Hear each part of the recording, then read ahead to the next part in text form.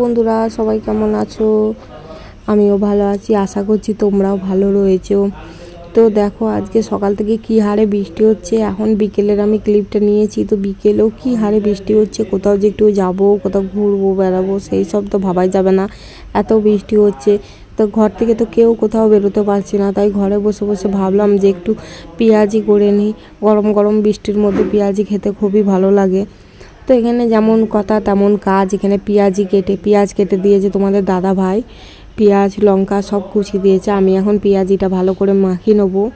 তো এখানে আমি লঙ্কার গুঁড়ি, হলুদ দিয়ে দেবো, দিয়ে আগে প্রথমে মেখে নেবো। তো দেখো এখানে লঙ্কার গুঁড়ি, হলুদ আমি দিয়ে প্রথমে মাখিয়ে নেবো। যেই পেঁয়াজগুলো জয়েন্ট রয়েছে ওগুলোকে ভালো করে চটকে ছাড়িয়ে নিতে হবে। তো এখানে আজকে আমি শুধু পেঁয়াজিও করব না, আলুর পকোড়াও বানাবো। তার জন্য একটু তাড়াতাড়ি করছি, যে এমনিই তো বিকেলবেলা আবার করতে করতে বাবুরা উঠে পড়বে। বাবুরা এখন ঘুমাচ্ছে, তার জন্য করছি, উঠলে তো খুবই জ্বালায়। তো এখানে আমি বেসন দিয়ে দেবো পরিমাণ মতন। আর আমার এই লাইফের ফার্স্ট টাইম আমি পেঁয়াজি বানাচ্ছি। আমি এর আগে কোনো দিন পেঁয়াজি বানাইনি। আমার শাশুড়ি মা বা আমার বাড়ির মা বানিয়েছে, তখন খেয়েছি, কিন্তু কোনো দিন নিজে বানাইনি সাহস করে। এই প্রথম আমি সাহস করে পেঁয়াজি বানাতে যাচ্ছি। তো এখানে কর্নফ্লাওয়ারটাও দেখো আমি দিয়ে দিচ্ছি পরিমাণ মতন যতটা লাগবে। আমাকে এখানে সাইডে মা বলে দিচ্ছে। আর এইদিকে জল আমি দিয়ে দিয়েছি। তো দেখো আমি জলটা কিন্তু কত অল্প দিয়েছি, জল কিন্তু আমি একদম বেশি দিইনি।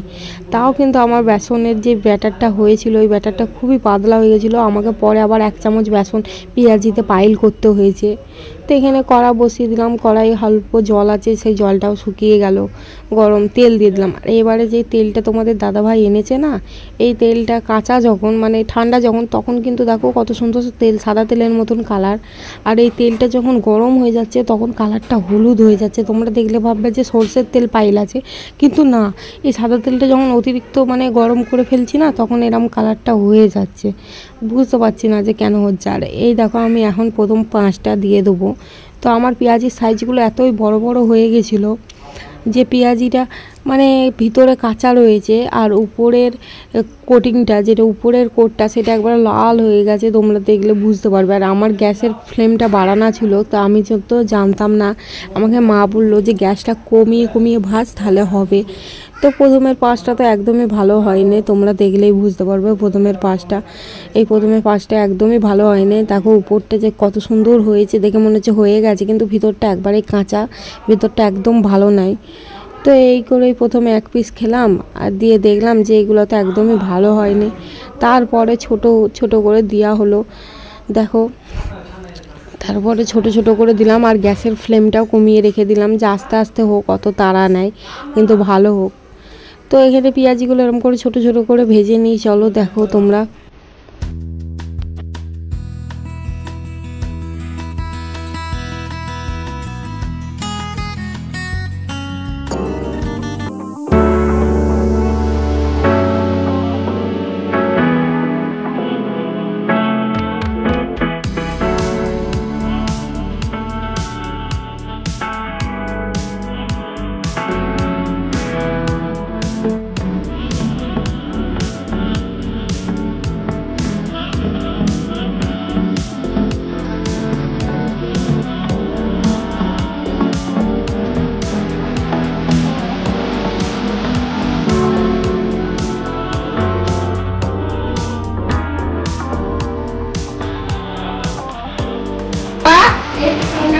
তো